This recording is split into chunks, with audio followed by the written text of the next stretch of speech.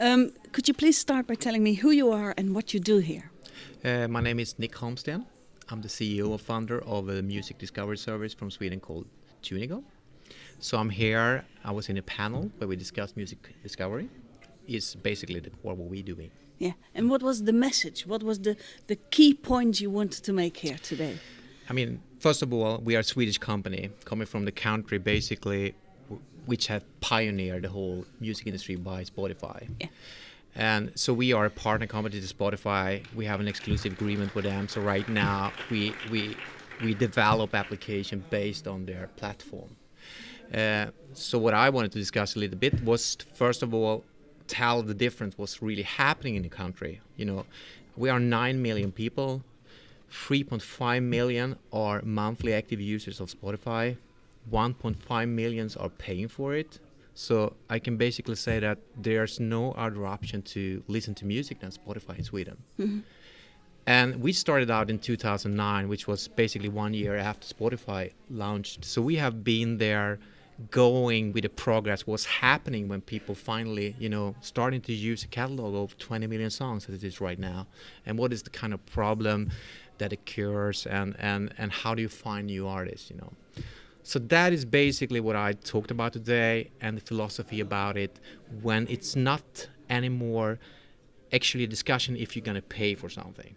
I usually say that, I'm 40 plus, so I'm what I say the last younger generation, which means my kids. My son is 11 years old. He listens to everything, So, and we focus, I put a big pride in saying that we want to be, the Mr. and Mrs. Jones application, We are like Tower Records for streaming. That's what we want to do, the future of the record store. Because Spotify is more like the platform for the music, and we want to try to get into that content thing. So the changes I see, which is critical for us to address, is that once, when I was young, I got into subcultures of music, genres I liked, rock period, and I got into synth pop and stuff like that. And you don't see that anymore, because in Sweden it's a little bit like when everything is available. Mm-hmm. I went to a Swedish House Mafia concert in Sweden. It was sold out, in 3 hours, 105,000 tickets. And it was an 18-year age restrictions to get into it. But if it was possible for a 10-year-old kid to get in there, they would have been there. Yeah, from 10 to 60. Yeah.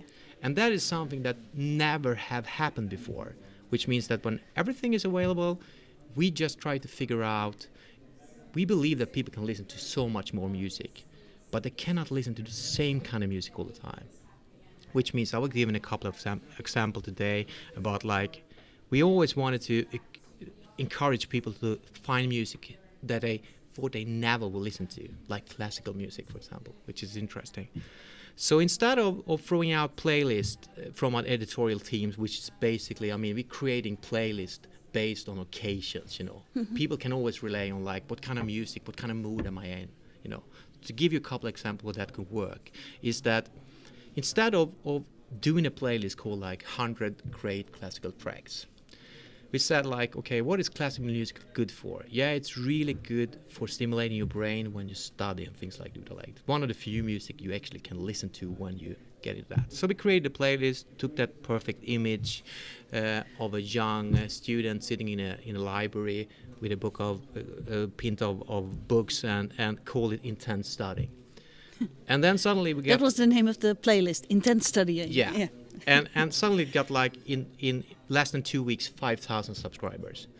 And it was all classical music. But I promise you that the 5,000 people that subscribed to it, they were not used to classic music, So we're trying to, create, the obvious one is that you have playlists for your workout sessions, for your party, for your dinner sitting, things like that. But we want to really focus on the moments in life, what kind of music fits for that. So we do timelines, you wake up in the morning and you have your morning commute playlist and it ends with go to sleep playlist. So that is the kind of way that we look at people. Instead of looking for music by genres related, we want them to, what kind of music can someone influence me for this kind of mode I'm in right now? And why did you come to Holland to tell us about it? Because I talked to someone from Spotify earlier today, and he said, well, Holland is sort of like the next Sweden.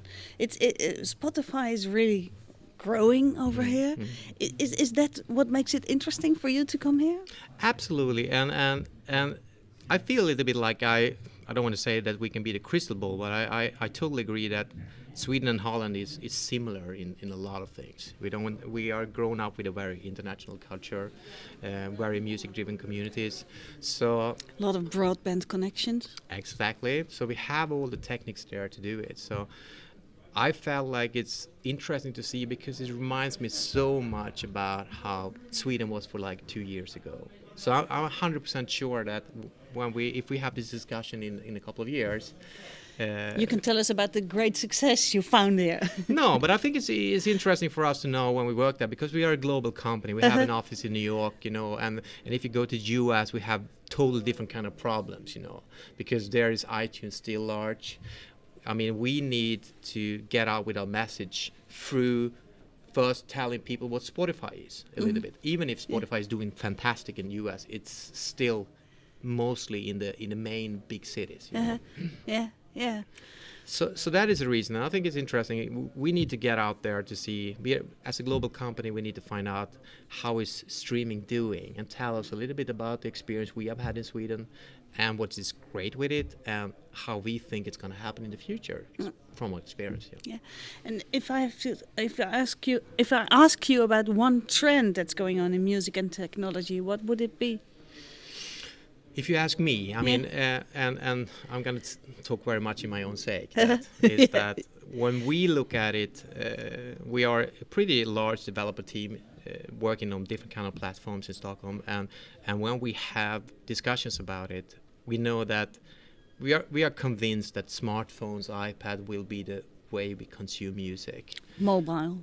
Absolutely mobile. So I mean, that takes us into a situation that is application that's going to run the world of music, and that gives us also new abilities. Like suddenly we can take location into consideration, and we said that we talked about it like a really boring word, like saying like we think 2013 will be very much about innovations, but of course we're working with innovation. When I say innovation, is that what have happened, because the whole thing going from physical CDs into digital is always been like trying to do the same thing but in the next format, so to speak. Like you're moving physical from into cassette to and it should look and the behavior should be the same. We buy it instead and then we stream it, and we look more into it like just say that you have these 20 million songs. Do you need to have your playlist on the left side? Do you need to look at music in the way we do? And that is what we say in innovation is like. I mean, I think that probably the best thing will be like you just having play button on an application, and the things that comes out is so perfect for you, what you're looking for. I mean, that will be the perfect application. So, but since we're not there, I think a lot of things that we focus on is going to be based on locations, time of the days, the occasions, new ways of getting influence. I'm the kind of people that don't really believe in that people are eager to check their friends' racks of records. I think that most of us found music through radio and someone has already curated it for us. I think that was the first step. We always try to get into the second step when the record is already in the shelf.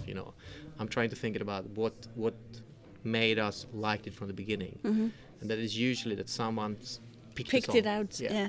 So we just, that's what I'm saying, when we picked out songs, we want to find new ways how we can serve people with new experience when it comes to music. Yeah, you're ready to fly back home again. So why so short? Such a short visit? Yeah, I got an invitation to come here and talk about sitting in a panel of music discovery, and it was great. But I right now it's a lot of things going on. So I just flew into Amsterdam, coming from another meeting, and went straight here, and I'm going back now. Work again home. Trying to change the way we listen to music. Okay. Thanks very much for being here. Thank you. Thank you very much. Thank you very much.